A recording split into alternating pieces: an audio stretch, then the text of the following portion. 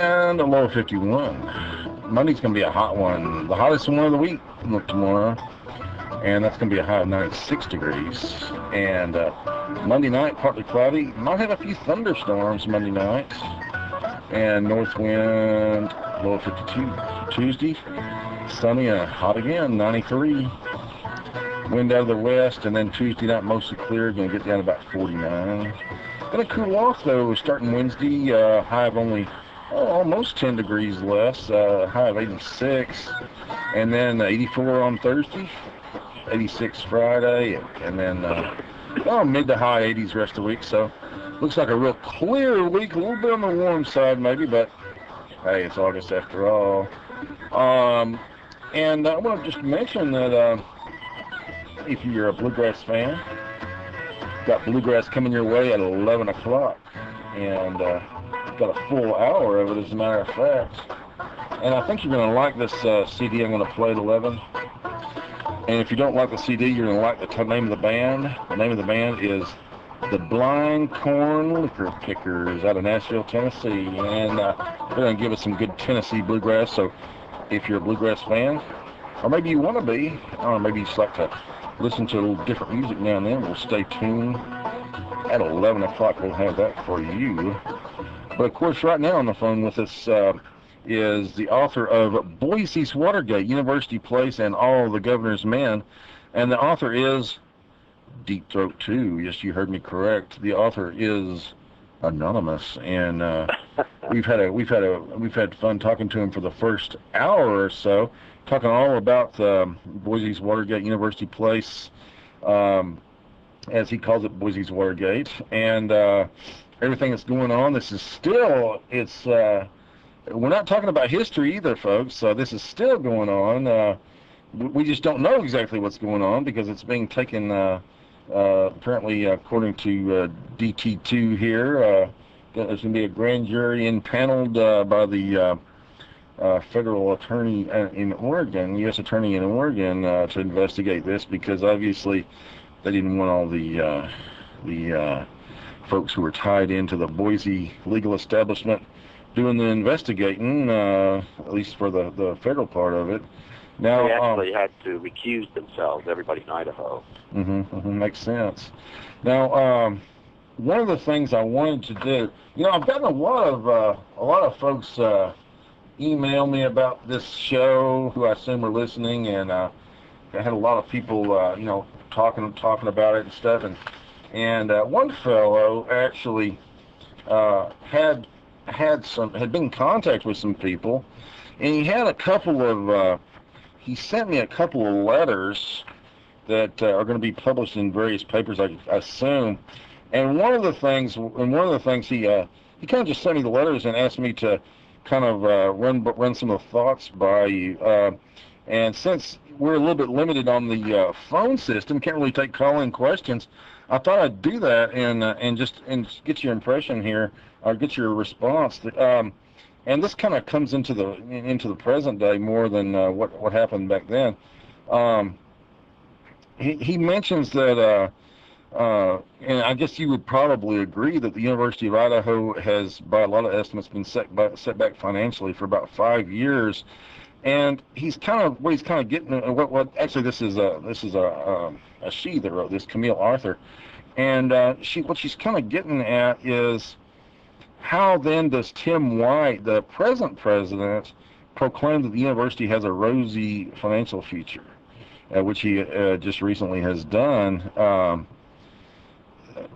mean, for how long do you think this is really going to be affecting the university? How deep has it gone, in your opinion, from what you've seen in the next few years? I mean, is it pretty much in the background like Tim White would want to have it, or are we still going to be dealing with it for quite a while?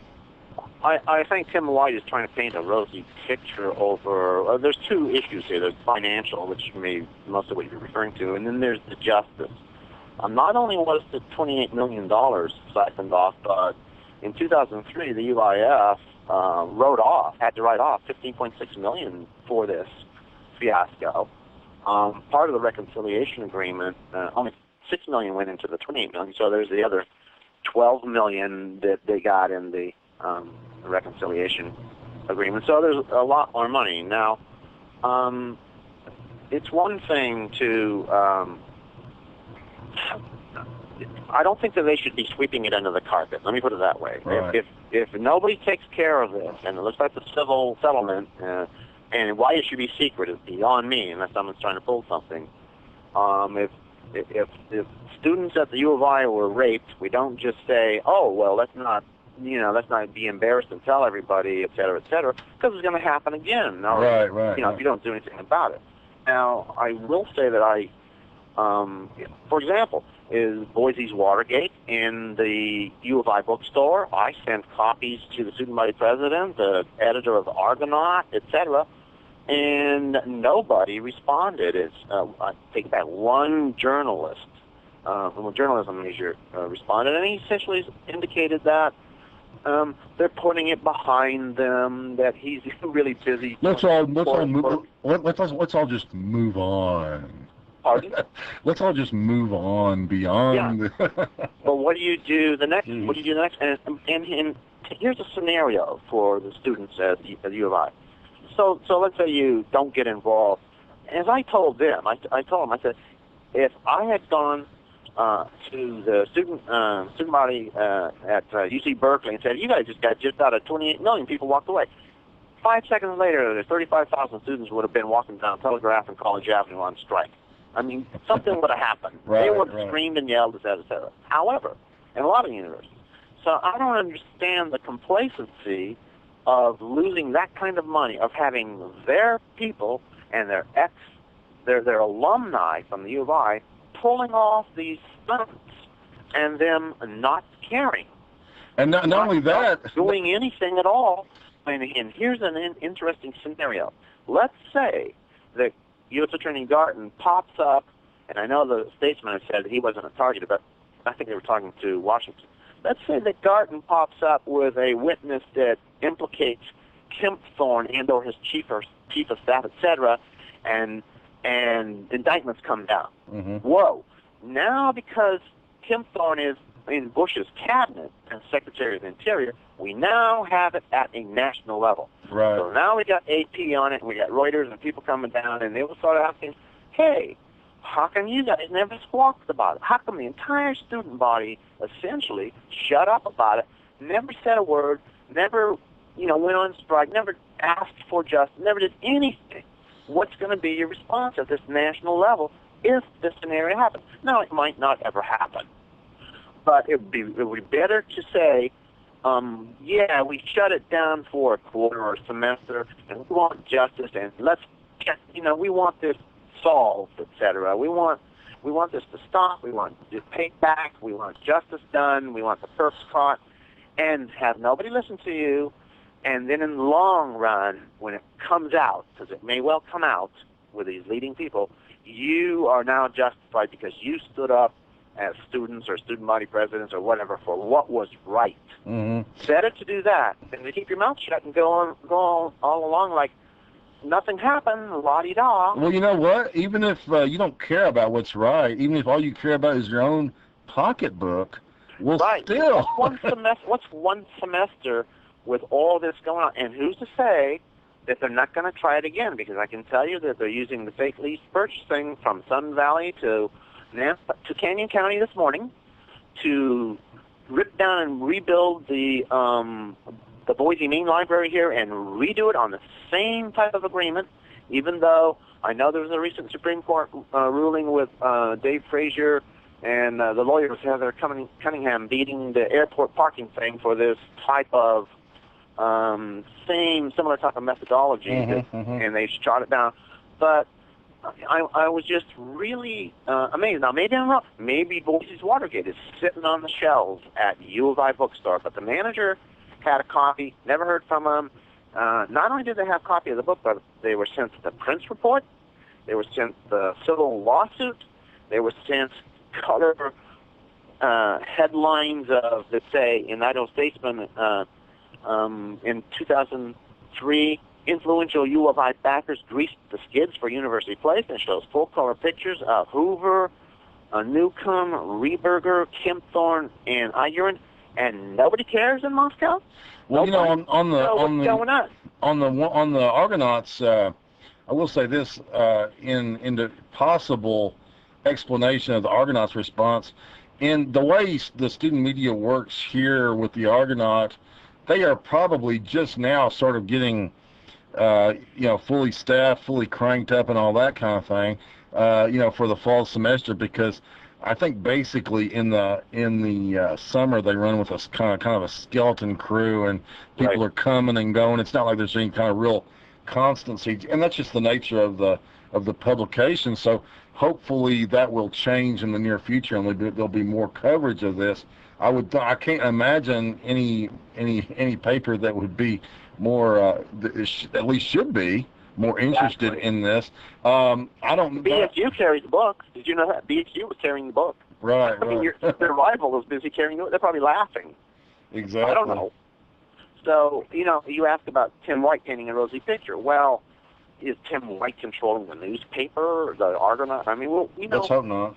Yeah, let's, I would. Well, I guess to Tim White, in kind of looking at Tim White's job, Of course, he wasn't there. I know exactly, and there's not really a whole lot he can do about it anyway at this point, So But he wasn't there. yeah, he's just trying to do the best he can and say, hey man, I think we're going to try to get this past us. But the point is, as you say, somebody there needs to be this needs to be looked after over. I mean, continually. Yeah. I think that he should be outraged and calling for justice. This sweeping this under the carpet is not the solution. Mm-hmm. Well, I mean, he should be outraged. The students should be outraged, and they should have marched on the legislature or something.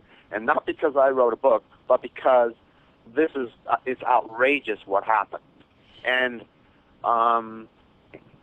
it's I don't know what's worse, the people that commit the crime or people standing around watching it and don't do anything. I don't know. We've had on a historical and international level, we see what happens. You stand around and watch the crime being committed. Mm-hmm. So now, not to convict everybody because this is all allegedly, because as the book says, I'm content to let the judicial system work. But as you've seen, and you can see over and over in this state, the judicial system comes from the good old boys system from the U of I. They're all in it together. Mm-hmm. So it's going to have to probably move away. In fact, I don't know how they could have a grand jury type thing in downtown Boise. It seems to me, or a trial, they would have to go to, I think, Oregon or California somewhere, because who's left? Where could they try it? Who are they going to have as a prosecutor? Right. It's definitely a problem. Well, I've got another question. Sure. Really a question. I've just got a letter here from Ralph Bowie, and he's actually from up in Naples, up in North Idaho, and he mentions, and I've heard this brought up before. He mentions in the letter that he says a conservative estimate to date of the post-scandal combined cost for the state and federal investigations is at least $2 million. Well, at least that's all not going to come out of the U of I's pocketbook. I guess that's the good news for U of I on that. But I heard it was past $1 million. I didn't know if it was up to $2 million. But yeah, well, I don't know where exactly he got this figure, but he's saying that's a conservative estimate. I don't know if he includes the Prince report and all the cost of the 2 investigations that are going on now. But anyway, he says, even so, in his opinion, no one has suffered indictments, and no one is likely to experience any future indictments. In other words, what he's saying is, hey man, we're paying for all this money, and these people are not even going to be serious. Do you think there's anything to that, or do you think that these guys, these 2 prosecutors, if they think they have a case, you think they're going to go for it, or do you think they're? I don't know. Apparently, he's sort of alleging that they're going to spend all this money and maybe either cover it up or do nothing with it. Well, first, let me comment that, and that's not a reason to not continue, because they should continue. Now, from his history, U.S. Attorney Garton has vigorously prosecuted and has a reputation of going after the white-collar crime. And you can read the FBI website where he is in district office in Portland, and he has a reputation for that. And unless he has some connection to the Idaho politicians and the judicial system, I would expect that he would go for it. Now, Right. Now the local internal in Idaho, they've had to recuse themselves because of conflicts of interest, and also one indication to me when Thompson, the late prosecutor Thompson, said, well, what Kim Thorne did in his alleged rigging of the 27% co-location requirement so he could usher in his tenant IDWR for the Idaho Water Center at University Place. If it was for, and I may have this exactly backwards, if it's for a rental space, it's not against the law, but if it's for purchase, it is, and so we can't get him on that, et cetera, et cetera. Now what bothers me is, and I tried to paint this really and did an analogy, not to mean that Kim Thorne was a murderer or anything, but I paralleled it to the Scott Peterson case. No single incident will probably be enough to get them. However, when you piece all the disparate pieces together and you see the picture, you can almost only come to one conclusion, especially within the cover-up and the replacing the interim finance. Just like in the Scott Peterson case, in which no single piece of information convicted him. It was all circumstantial. But when you put it all together, it paints the big picture.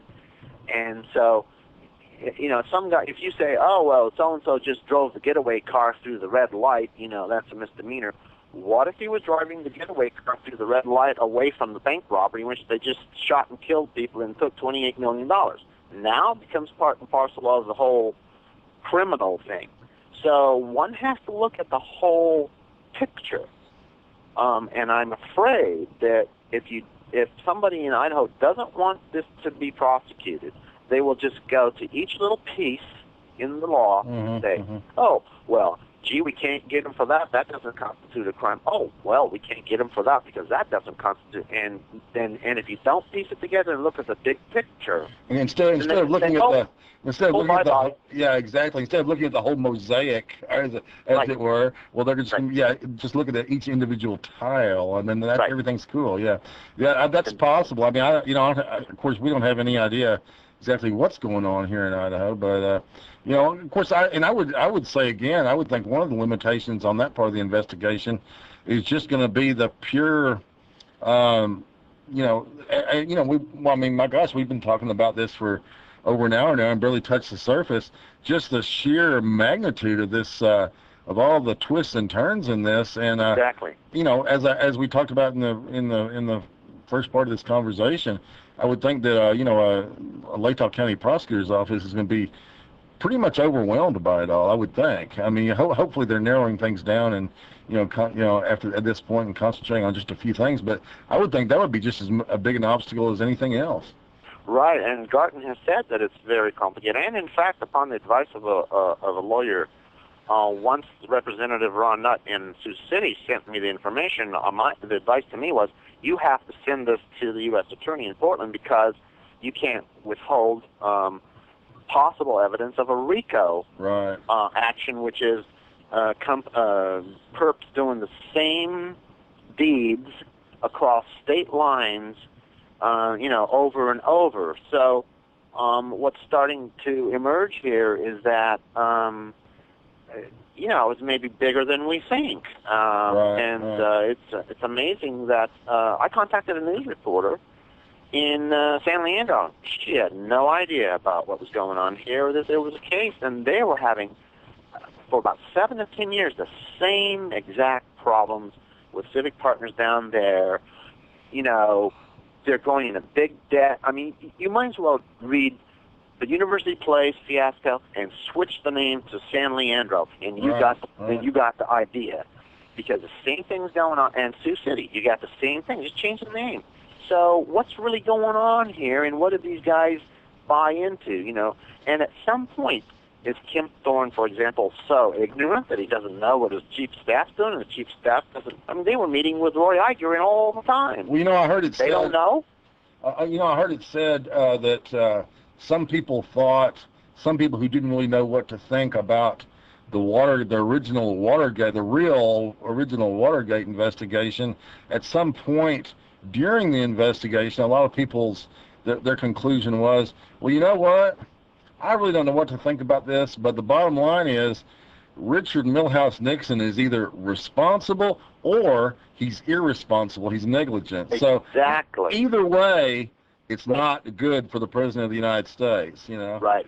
And I said that about Governor Dirk Kempthorne. If he's so ignorant about, and I call this, if he's so ignorant about, if he's the captain of the Pirates of the Caribbean and he doesn't know what his crew is doing, then he's irresponsible and shouldn't be there. And if he is guilty and he knows what's going on, then he really shouldn't be there. But either way you look at it, these guys in these positions, leading lawyers, educators, and et cetera, are either in cahoots or they're totally irresponsible. Either way, they shouldn't be in there. That seems to be you've got to whether or not you have any ill intent yourself. Well, if there's people around you that do and they're working for you, well, hey, ignorance is no excuse. Exactly. I ran into. By the way, that pretty much cut what you mentioned about these other communities. I had another question, actually a part of a letter from Isabel Bond, actually from here in Moscow, and she just brings up the point about you mentioned the situation, I guess, in California, and what she was doing was just talking about the as you also mentioned, she says in 2004, 2005, the very same civic partners, or as you call it, cryptic partners, allegedly scammed the citizens of Sioux City, Iowa, in a $35 million theater hotel complex. So what she's doing is just kind of bringing up the point that this is nothing new, like as you've talked several times. So anyway, those were the questions I had there. I wanted to not only that, but the lawyers knew it. See, and they don't have an excuse because they know it. They knew that.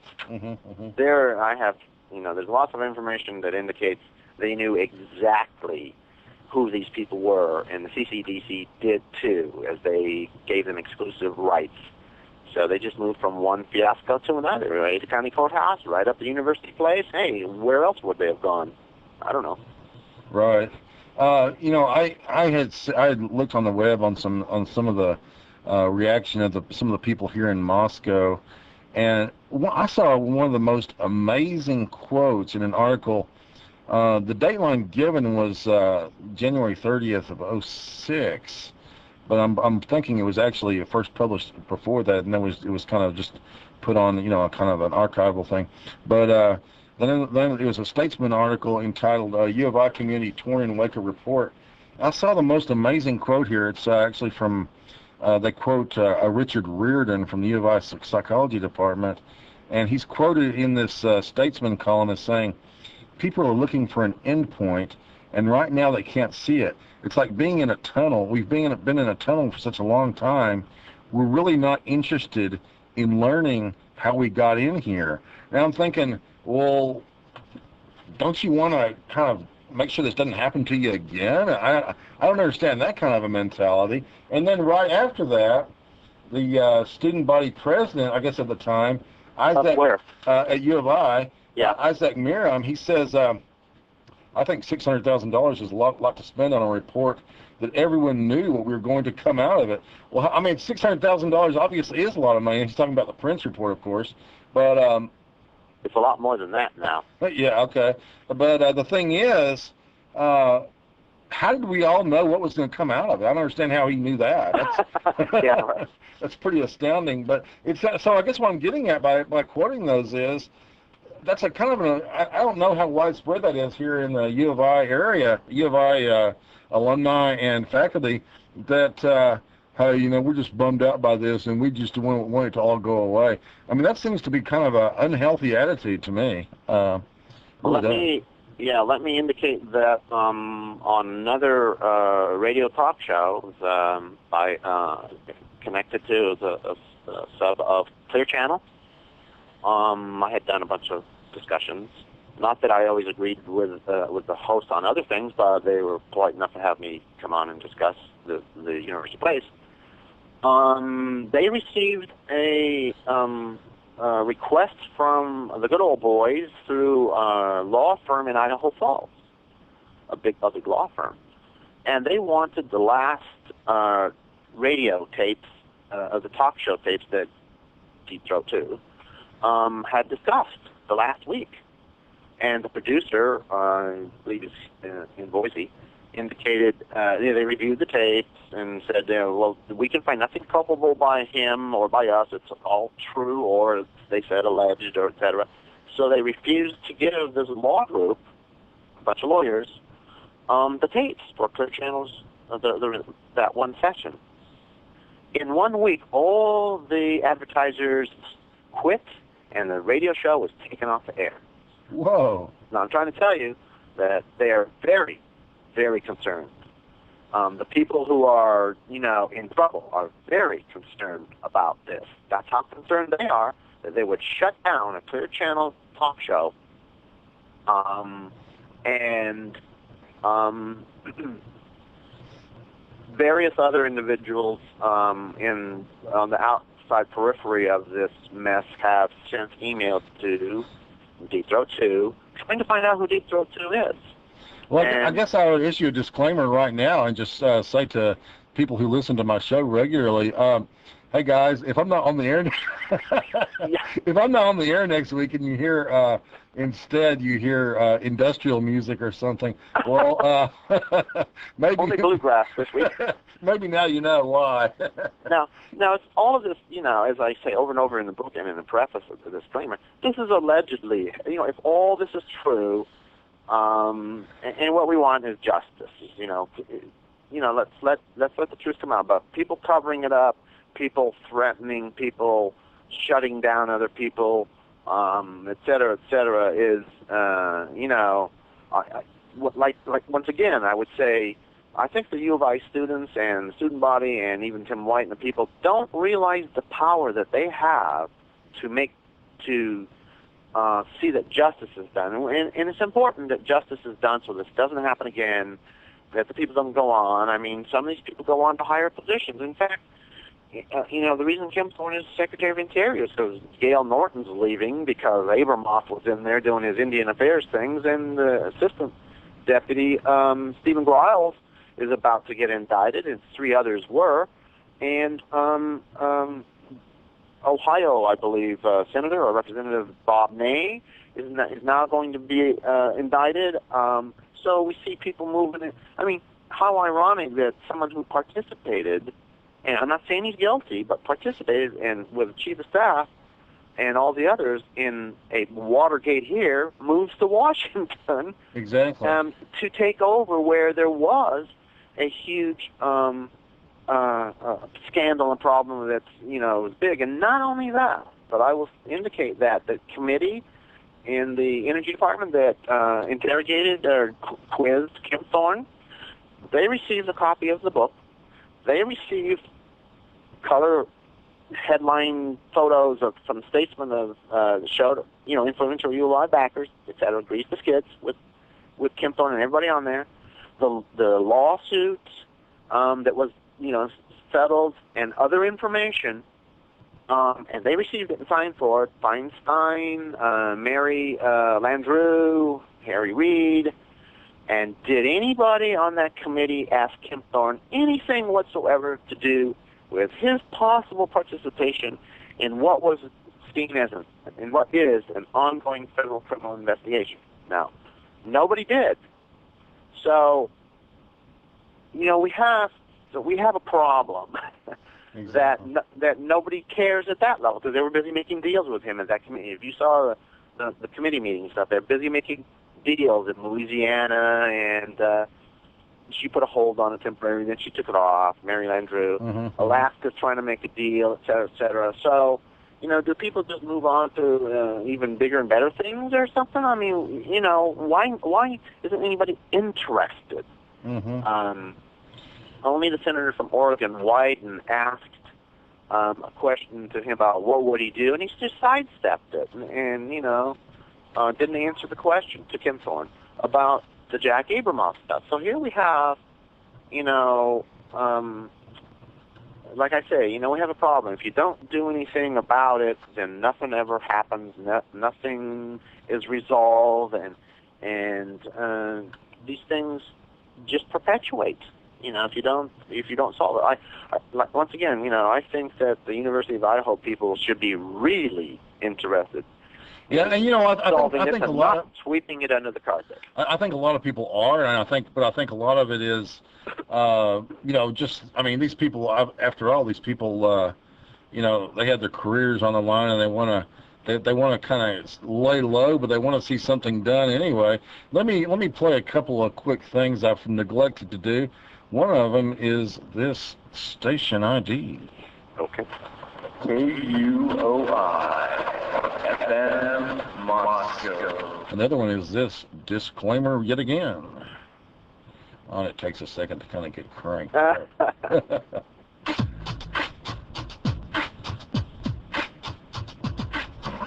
Attention KUOI listeners. The following views do not necessarily reflect those of KUOI, its staff, management, volunteers, or the University of Idaho. Thanks for listening. Yes, indeed. Thanks for listening. And no, these are not the views of anyone but my guest, and I might throw one of my own here now and then. And the guest is Deep Throat 2. He is the author of Boise's Watergate, University Place, and All the Governor's Men, put out by Ex Libris Publications, publishers, and available at your independent bookstore right here in downtown Moscow, I would bet you, unless they're sold out. And if they're sold out, well, by golly, I bet you they can get some. And I'm also told that it should be available over in the UI bookstore, but maybe it's not. So anyway, it's excellent read. It's it's pretty much everything that you've wanted to know about the University Place fiasco, as it's termed, without having to wade through, I guess, everything you want to know about University Place without having to hire a lawyer. Let's put it like that. Right. So, anyway, it's in other words, it's readable. You don't have to just go nuts reading through attorneys' opinions about what happened, what the other attorneys did, and all this other kind of stuff. But anyway, I just wanted to really thank you for calling in today. And what I'm trying to do here is I'm trying to, in a cool way, offer you an opportunity to duck out if you need to be getting on the line, because you've been very generous with your time. But I'm also going to offer you an opportunity if you'd like to kind of, we're about 25 minutes or so before the end of the hour. But if you wanted to kind of maybe, if it's possible, kind of tie things together, and we can just kind of tie things up if you'd like. I can stay as long as you want. If you'd like to summarize, it's whatever you want to do. Okay, well that's cool. I just wanted to make sure that you didn't feel like, oh gosh, here I am. It's over an hour, and I need to split, and I can't. No. It's long and complicated, and I'm happy to be here, and I want to really thank you for having me on. And I hope you're here tomorrow. Yeah, I hope so too. Disclaimer. I think it's pretty cool that you are coming out and talking about all this stuff before the public, and I just hope that more and more people are going to be figuring all this stuff out. Now, one question that's kind of interesting to me about your kind of big. We talked about Bob Hoover being a big picture kind of guy, but I want to kind of get your kind of maybe big picture or philosophy about how kind of the reason, the basic reasons why all this was even possible, about the the way the education funds are handled and all that kind of thing. Have you kind of reached some conclusions or some maybe some ideas on some of the fundamentals on the way things are done, and how this could be possibly curtailed? I think that part of the draw, and I heard from my anonymous source that Cryptic Partners typically targets small to medium-sized communities like Boise. Uh-huh. And since Steve Symington used to work in California with federal housing type of agencies and knows all the details and ropes and has many corporations, they try to target places that they feel they can attack the public tax rolls and get money. Sure. And so the U of I in Boise was looked like an easy target, especially after they got tied into the local wheeler dealers, mostly here in Boise, that tend to run the show. If you know anything about what's going on in most of Idaho and Boise, there's a lot of land development. A lot of stuff is about land development and moving money around to do with that. So Idaho was an easy target, and as I say in the book, the total public education, including the lower grades, expenditure in Boise is around $1.3 billion out of what last year's or what used to be a $2 billion budget. Now that's a huge amount of money. It's 65 to 70% of the budget. So if you were going to go after something, let's say you're, less than straightforward, you would attack a huge pool of money like that because there's a lot of room to maneuver.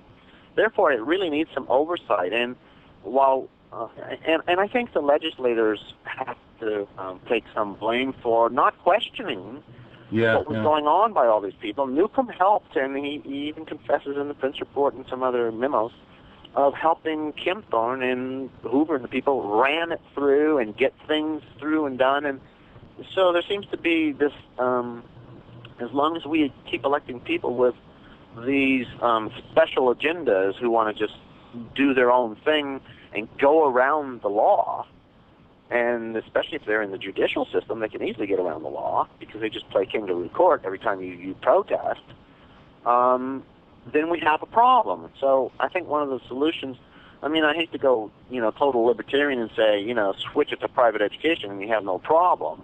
But there's so much money floating around in public education that it's an easy target. Right. And we know that these developers do that with all kinds of funds. It doesn't have to be public education. It could be some other fund. But the fact is it's easily accessible. And we have people like the chief of staff to the governor on multiple boards, committees, 180 agencies that exist, and they're on about 4 or 5 and can say, yeah, spend the money. And when lawyers can do away with the Idaho rules of professional conduct and dump the conflict of interest, you have a problem, and which is what they did. That's why what has to be done is that justice has to be changed. Now, I don't know if the listeners know, but Eicherin, the lawyer Eicherin from Gibbons Pursley, Ryan Armbruster, and Ed Miller were already sanctioned although they're still, I think, waiting for more court proceedings, by the Idaho State Bar Association. So they were already sanctioned for this. What will happen, which is kind of amazing, that they were all got off scot-free in the civil settlement because they were already sanctioned for their partly conflict of interest, etc. actions in this entire fiasco. Now, the federal criminals still going, and also state criminal rules are still going on. So I'm not sure that, creating another committee is going to help in the legislature, because they'll just chair that one and say, oh, okay. But I think that, one has to be very careful about expending public money, and perhaps they should have had more professional methodologies that are typical in the business. We're going through the same thing with Kim Thorne's $1.6 billion Garvey highway bond plan thing. That is a lot of money for the state to go into debt. And, is it really going to be managed well? There's already some, if you can read on the website, some various, it's already jumped from 15 million to 43 million, and they haven't done anything yet. And that's just for the management of the first 200 some odd million. It seems like as long as they have access to the money, first of all, I think that the taxpayer needs to get mad. They need to do something. That's why I wasn't just trying to get the University of Idaho students to go on strike or something, but I'm saying they got to get upset about what's going on. You can't just say, oh, well, so they beat up my mother or they raped my sister in the corridors. Let's just hide it, and put on a good face. You can't. I think you have to, do some justice. And then that will control future things. So there's a lot of people here. There's a lot of blame to go around. But there were, I think, the leaders who were, from my source and sources, were actually orchestrating most of this whole scenario, and it was for their private benefit. And they love to target public funding. They did it in Sioux City. They're doing it in San Leandro. They're doing all of their targeting, through the 3 Ps, public-private partnerships. Mm-hmm. The money, the globs of money, and that's what they go after. And city councils fall for it, county commissioners fall for it, state legislators fall for it, and then you find some of those people actually participating in it, and others being afraid of, they just want to do the 8-to-5 job and not squawk, and yeah, I mean, and they just stand by. It's like you say, you have, you present somebody with a bill for, say, I don't know, $18 million or $24 million. Or $3 billion. Yeah, exactly. And there's several hundred pages or 1,000 pages of entries as to what you're billing them for. Well, what the heck, I mean, let's just throw a few little extra things in, and I can make some extra house payments here and there, and it's just like you say, if you're prone to that kind of attitude, well, gee whiz, what better place? And it tends to attract those type of people. Exactly. That kind of money tends to attract. I mean, there are a lot of people who would like to be honest politicians and go to the State House, but at least on the national level, you almost have to already be a crook to want to even go there, or they're going to kick you out. They'll find a reason. Well, the thing is, you have to. I mean, the way things are in politics. I mean, you have to.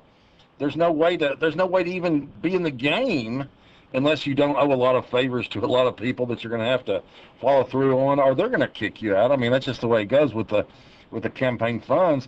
And then I would think that probably also, in the legislature, one of the reasons why there wasn't more oversight is that everybody's there and they're trying to they want to be reelected or they want to move up, and so what they're mainly interested in is trying to get a few little projects, a few little bit of extra money for their home district, so they can, or some kind of achievement that they can crow about, when election time comes around, and they just don't have, as you found out, they just don't have the time or inclination to read a big long report, or even take the time to read a 20-page summary of one of the biggest scandals in this state's history.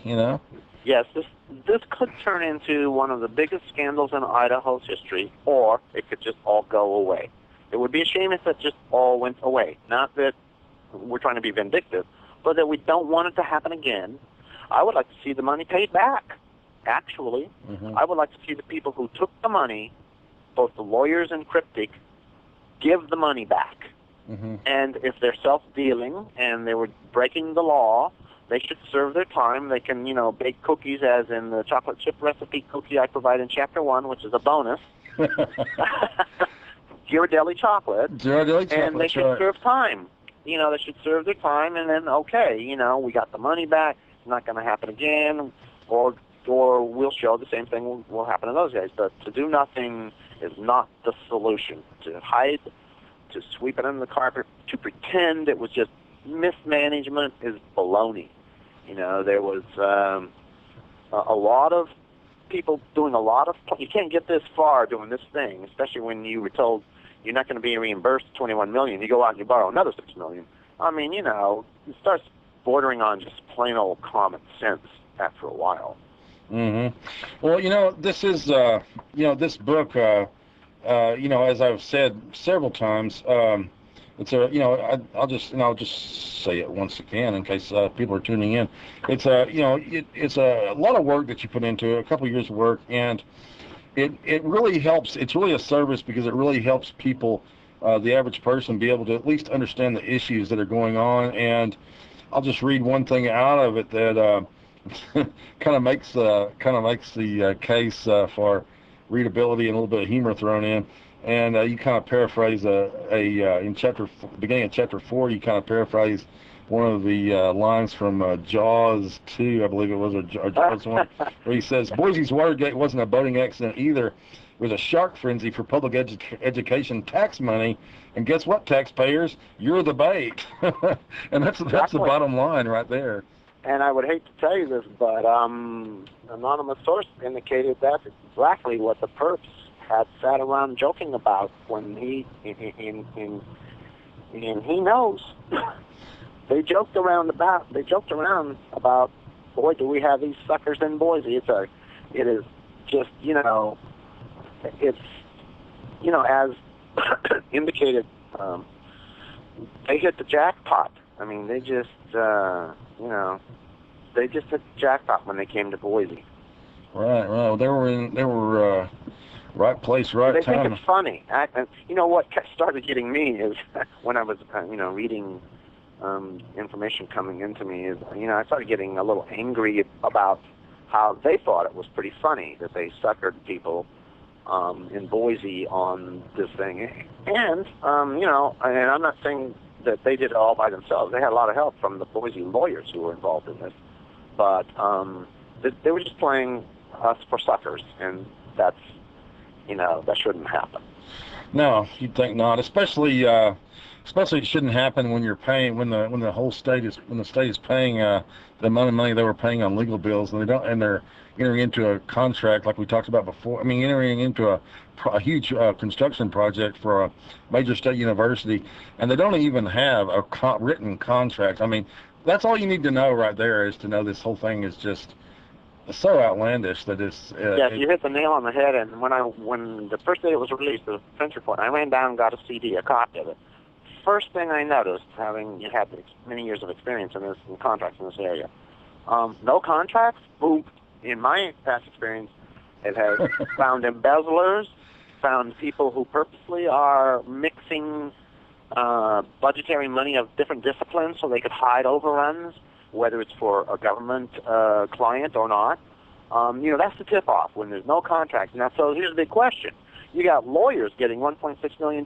What were they doing if not assuring contracts, for one thing? I mean, what were they doing? Why isn't the first thing on the table between your law firm? We were just too busy to write a contract for this, I guess. Yeah. I don't know. But busy doing what? Yeah, right. So what did we pay them? What were they paid for? If not doing at least contracts, I mean, what do you usually hire lawyers to do? Mostly it has to do with some type of contractual agreement and advice in writing. So what they receive the money for? It would be an interesting answer to get, and there hasn't been one as of yet. Well, I tell you what, Deep Throat 2, I want to thank you once again for calling in. I guess I better kind of head on down the line here, and thanks so much. Again, Deep Throat 2, the author of Boise's Watergate, University Place, and All the Governor's Men, and that's by Ex Libris, and it's available at your local downtown independent bookstore, I would imagine, should you be interested in checking it out. And I understand, just as a way of kind of finishing things up, you're talking about another project looking into this for folks who are well, I guess probably just all Idaho taxpayers probably in the end, but especially folks who are from the Boise area, and there's a lot of them around here. This whole situation with the transit company, you thinking about a new book project about that, the light rail or whatever the project is called? Amazingly, the same people, Roy Eigern is on a transportation committee. I told you it doesn't end.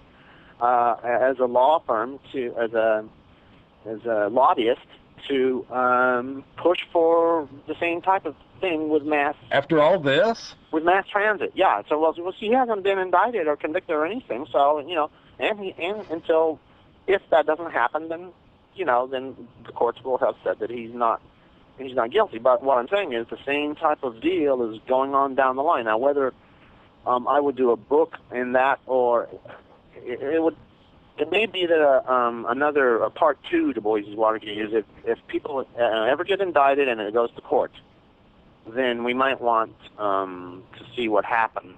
It could be a lengthy and important court case, depending on where it goes.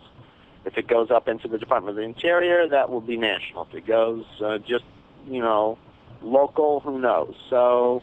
Well, no, I wasn't trying to imply that this fellow was guilty of any crime or had done anything. Right. Demonstrably done anything wrong. What I'm getting at though is, don't you need to demonstrate some kind of a quality? I mean, it would seem like to me that the folks who are being lobbied would kind of look into his qualifications and judgment and possibly come up with the conclusion that hey, maybe I need to this isn't the guy. Kind of verify. Well, at the national level, at the 22 senators did not question Kempthorne, didn't ask one question about a possible participation, or is he not participate?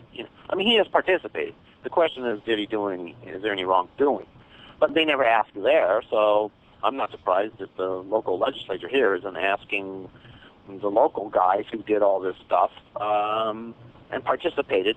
Participation doesn't mean guilty, but participation, should they be hiring the same people to go do more stuff? I would be quite, leery about hiring people who, they should have been leery about hiring cryptic partners, given their background. Exactly. So, but they did, and